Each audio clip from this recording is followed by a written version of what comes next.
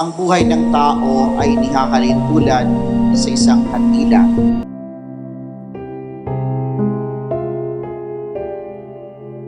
Bilang isang ama, si Papa ko, hindi siya showy ng pagmamahal niya sa akin.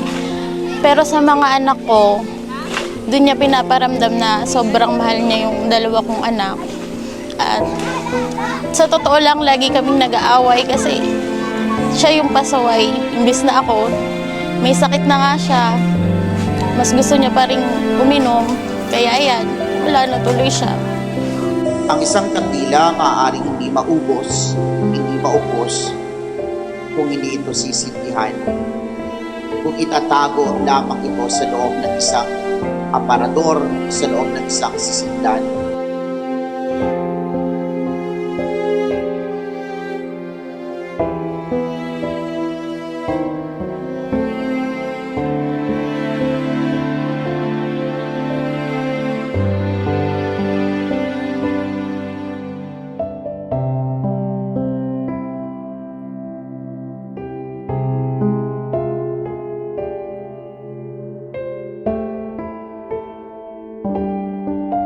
Pero ano ang silbi ng kandila na walang silbi? Wala din ba? Sapagkat ang kandila, to shed light.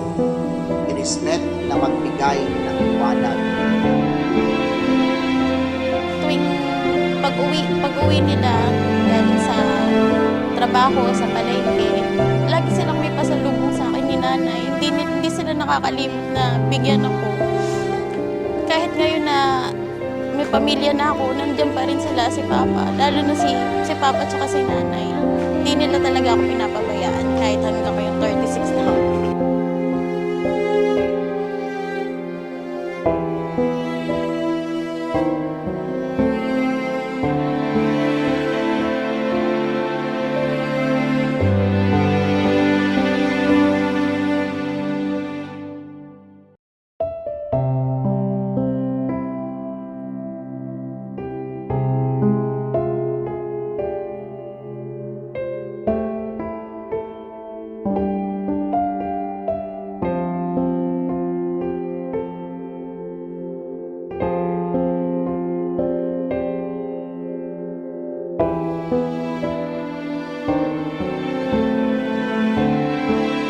Ang buhay ng tao, hindi nasusukat ang halaga nito sa haba ng inilalangin namin sa mundo. Hindi nasusukat sa haba o sa haba ng edad, no? Maraming taon kang nabuhay, pero hindi ka naman natutong magbigay o magbahagi. Ano ang silbi ng buhay?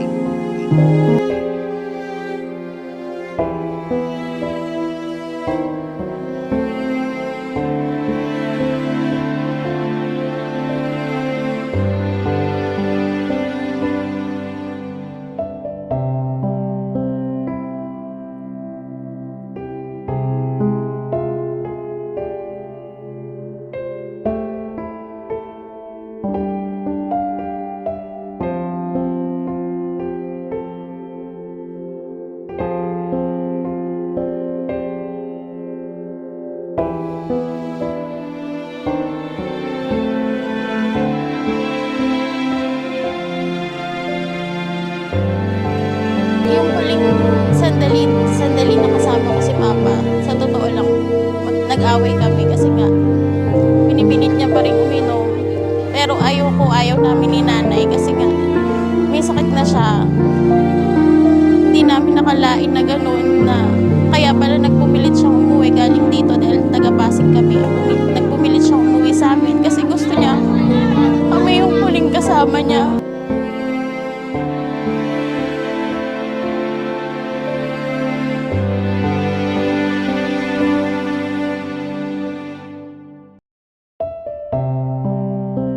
Kanina habang tinitingnan ko yung edad ng ating yumawang kapatid na si Ronaldo, no? Hindi naman ganon kakandaan, no? Maiksi lamang. Pero kayo na nakakakilala sa kanya, kayo ang magsasabi paano ba siya nabuhay. Naging makahulugan ba o makahuluhan ba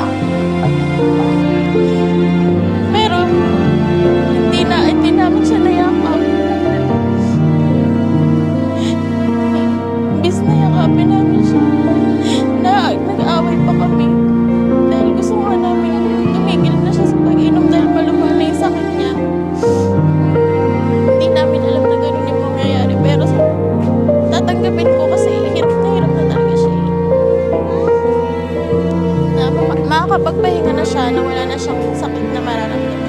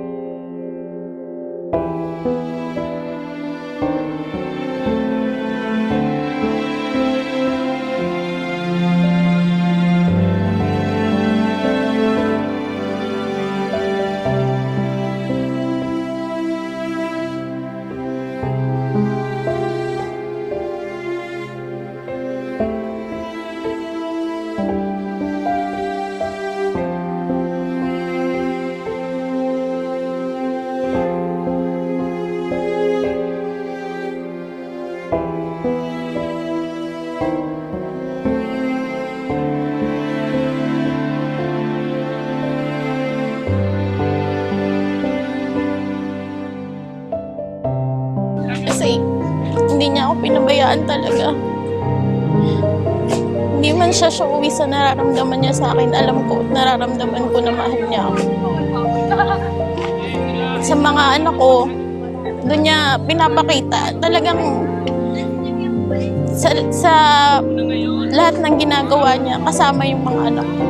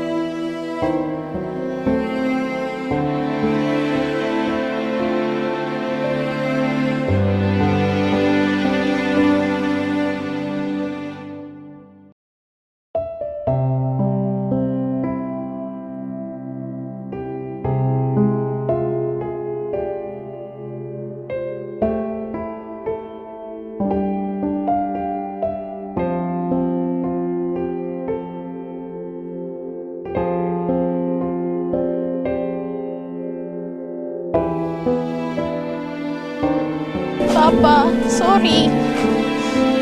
Hindi ko naparamdam sa'yo na sobrang mahal kita. Kasi gusto ko lang naman gumaling ka. Sorry sa lahat. Pero mahal na mahal kita. Gusto mo gumaling ka eh. Kaya ako nagagawa yun. Kaya ako nagmamatigas ako sa'yo na huwag ka uminom.